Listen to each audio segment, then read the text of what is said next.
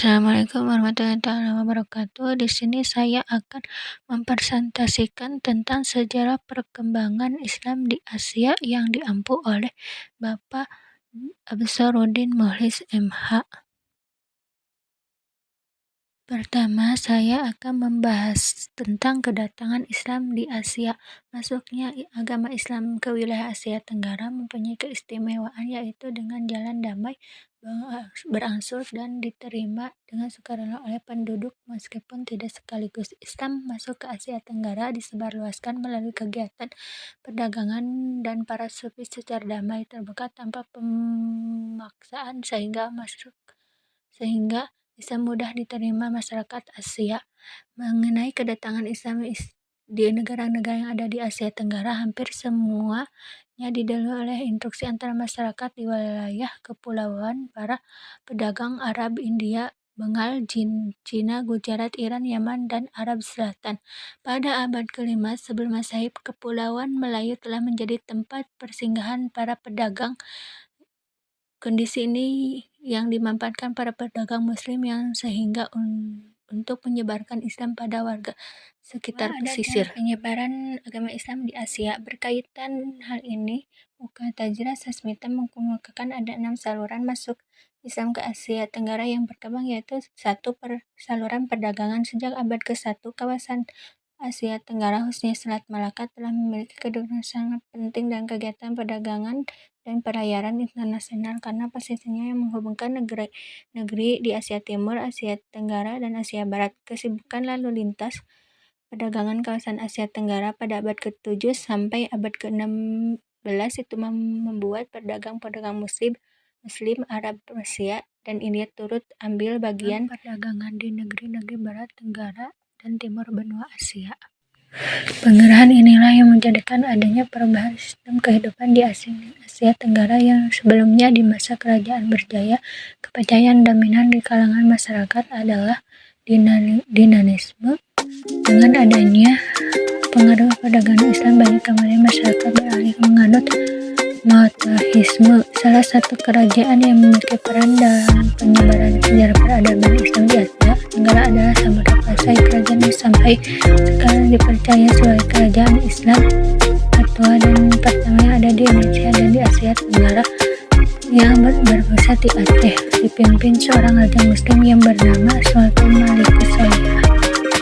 Kedua, saluran perkawinan. Dari sudut ekonomi, para pedagang Muslim memiliki status sosial yang lebih baik daripada kebanyakan pribumi, sehingga terkenal terhadap putri-putri bangsa tertarik menjadi istri saudagar tersebut. Sebelum melakukan pernikahan, para istri saudagar tersebut diislamkan terlebih dahulu. Setelah mereka punya keturunan lingkungan, mereka semakin luas setelah bentuklah kampung-kampung, daerah-daerah, juga kerajaan-kerajaan Muslim.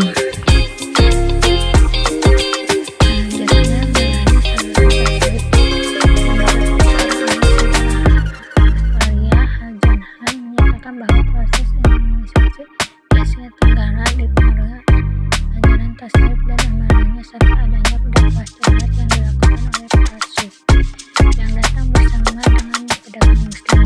Mengajar tasawuf atau para sufi merupakan ajaran yang sudah dikenal luas oleh masyarakat, terutama di Indonesia, karena mereka lahir dalam soal kepercayaan mereka dan magic mempunyai kekuatan untuk menyembuhkan. Tasawuf Islam yang diajarkan kepada penduduk kebersamaan dengan alam pikiran yang sebelumnya menganut Hindu,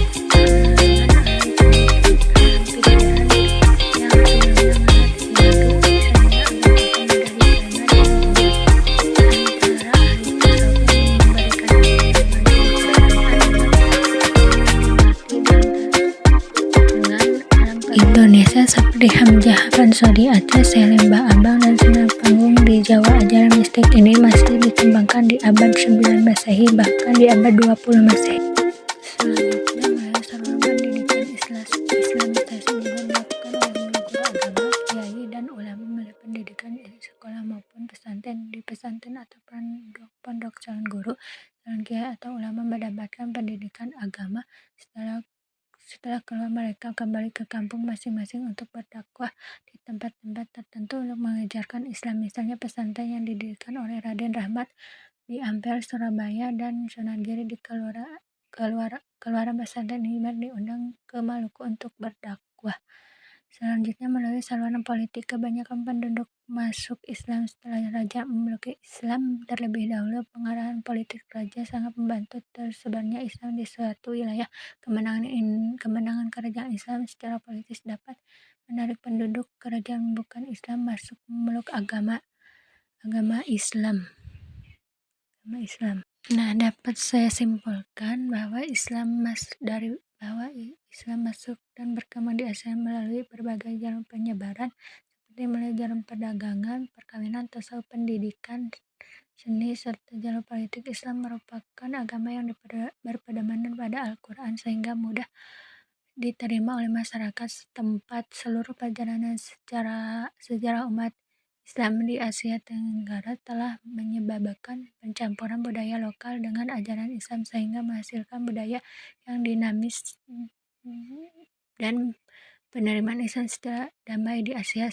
Selain itu, telah didirikan berbagai lembaga atau organisasi di berbagai negara Asia Tenggara, menunjukkan bahwa kebangkitan Islam di Asia Tenggara telah mengalami perkembangan yang merupakan periode kejayaan Islam di mana kaum muslim mendominasi bidang perdagangan, pelayaran, mempunyai pengaruh politik, kekuasaan yang besar. Datang dengan semangat serta misi keagamaan, mereka adalah orang-orang yang berbudaya, terpelajar, hingga di Asia Islam berkembang cukup pesat.